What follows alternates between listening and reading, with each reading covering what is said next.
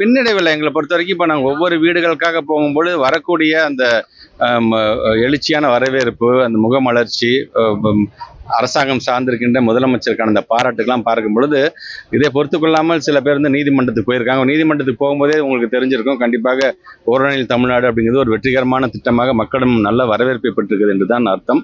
அதனால் தான் ஏதோ ஒரு விதத்தை அதை நிறுத்த வேண்டும் என்று பார்க்க. பட் எது எப்படியாக இருந்தாலும் மாண்புமிகு பொருந்திய நீதிமன்றம் எங்களுக்கு என்ன வழிகாட்டுகிறதோ அந்த நீதிமன்றத்தினுடைய உத்தரவை மதிக்கக்கூடியவர்கள் கண்டிப்பாக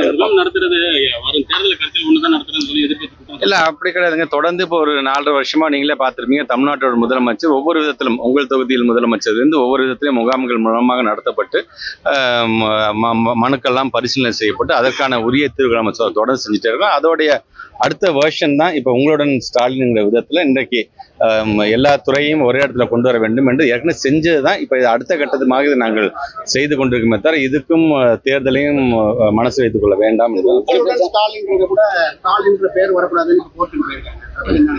அதான் சொல்லேன், ஒவ்வொரு திட்டமும் சார்ந்து நாங்கள் மக்கள் சார்ந்து நல்ல திட்டங்கள் சார்ந்து நாங்கள் யோசிச்சுட்டு இருக்கோம் நாங்கள். ஆனால் நாங்கள் வைக்கிற பேரில் வந்து அரசியல் செஞ்சுட்டு இருக்காங்க. ஸோ அவங்களுடைய ஒரு நேரோ மைண்டடை தான் அதை காட்டுதாக நான் பார்க்குறேன். பள்ளி திறந்தவனே காலாண்டு தேர்வு பொது தேர்வு அறிவிப்பாங்க, இந்த முறை அறிவிக்கல. எப்படி பொது தேர்வு கேலண்டர் எல்லாமே உங்களுக்கு வந்து ஒரு 1 வீக்ல உங்களுக்கு டைம் வந்துருங்க. எல்லாமே நிறைய பேர் திமுக இருந்தாலுமே பாத்தீங்கன்னா பொறுப்பு கொடுக்குறாங்க. ஆனா அதிமுக எடப்பாடி இது எங்க கட்சிங்க, அவர் கட்சியை பத்தி நான் கேட்க மாட்டோம், எங்க கட்சியை பத்தி அவர் கேட்க வேண்டிய அவசியமே கிடையாது. ஒட்டுமொத்தமாக அனைவராலும் ஏற்றுக்கொள்ளப்பட்ட ஒரு இளம் தலைவராக இருக்கும் பொழுது கண்டிப்பாக அதை எங்க கட்சியை பத்தி அவர் பேச வேண்டிய அவசியமே இல்லை.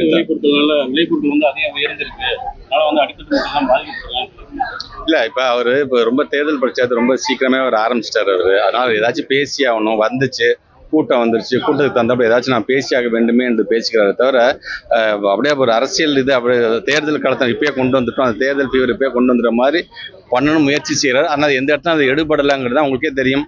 ஒவ்வொரு கூட்டணியாக இன்னைக்கு அவர் கூப்பிட்டு பார்க்குறாரு, ஒவ்வொரு கூட்டணி அடுத்த நிமிஷம் அதை மறுக்கிறாங்க முதற்கொண்டு நீங்கள் பார்த்துட்டு தான் இருக்கிறீங்க. ஸோ ஒரு தேர்தல் வியூகம் தேர்தல் பிரச்சாரத்தை ஆரம்பிச்சிட்டோம், ஏதாச்சும் பேச வேண்டுமேங்கிறதுக்காக அவர் பேசுகிறாரா நான் பார்க்குறேன். கல்வி வந்து ஒரு நல்ல ஒரு வரப்பிரசாதமான ஒரு திட்டம். ஆனால் வந்து இதை சீமான் சொல்லியிருக்காரு, இல்லம் தேடி கல்வி இருக்கப்ப அப்புறம் எதுக்கு பள்ளிக்கூடம் வச்சிருக்காங்க. இல்லம் தேடி கல்வி அப்படிங்கிறது எந்த மாநிலத்திலும் இல்லாத அளவுக்கு 2 ஆண்டுகள் கொரோனாவில் பாதிப்படைந்த மாணவர்களுக்காக எல்லா பிள்ளைங்களும் டியூஷன் காசு கொடுத்துலாம் சேர முடியாது. அப்படி இருக்கிறதுனால தான் இன்னைக்கு நாங்கள் எங்களுடைய படித்த இளைய சமுதாயம் இன்னைக்கு சமுதாயத்துக்கு ஏதாவது செய்ய வேண்டும் என்கிற ஆசையில் அவங்களே முன் வந்து எங்களுடைய அழைப்பை ஏற்று எங்களுக்கு தேவை 2 லட்சம் பேர் தான், எனக்கு 6 லட்சம் பேருக்கு மேலே பதிவு செஞ்சுருக்காங்க இல்லம் தேடி கல்வியில். நீங்கள் படிப்படியாக அதையும் குறைத்து இப்போ 50,000க்கு நாங்கள் கொண்டு வந்துட்டோம் என்று சொன்னாலும் இன்னமும் பிள்ளைகளுக்கு அந்தந்த பகுதி கிராம பகுதியை சார்ந்திருக்கின்ற வேலை வாய்ப்புக்கு டெய்லி வேலைக்கு போய்கின்ற பெற்றவங்களுக்கான பிள்ளைங்களை வந்து தத்தெடுக்கின்ற விதமாகத்தான் இந்த இல்லம் தேடி கல்வியை நாங்கள் பார்க்கிறோம். செய்திகளை உடனுக்குடன் தெரிந்து கொள்ள கீழ்கண்ட கேபிள் மற்றும் டிடிஹெச் நெட்வொர்க்குகளில் எம்நாடு செய்தி தொலைக்காட்சியை காணுங்கள். பாதகம் செய்பவரை கண்டால் நாம் பயம் கொள்ளலாகாது பாப்பா. மோதி மிதித்து விடு பாப்பா, அவர் முகத்தில் உமிழ்ந்து விடு பாப்பா. அண்மை செய்திகளை உடனுக்குடன் தெரிந்து கொள்ள இணைந்திருங்கள் எம்நாடு தொலைக்காட்சியுடன்.